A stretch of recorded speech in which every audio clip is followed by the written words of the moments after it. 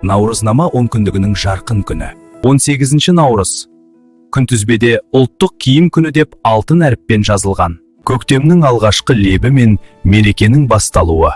Ұлттық киім халқымыздың тарихы мен тұрмыс тіршілігінің көрінісі. Әжесі мен немересі ескі сандықты ашып, ішіндегі құнды жәдігерлерді, оюлы шапандар мен сәукелені қызыға тамашалауда. Сәукеле сұлулық пен пәктіктің символы.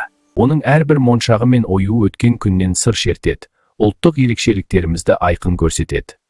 Ұлттық киім ер азаматтың сәні мен айбынын асырады.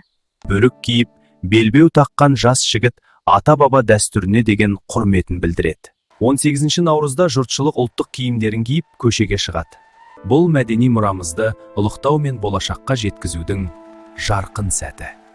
Жастар үшін ұлттық киімді заманауи стильмен ұштастыру өте маңызды. Бұл күн ұлттық болмысты сақтауға және оны жаңа ұрпаққа насихаттауға үлкен мүмкіндік береді.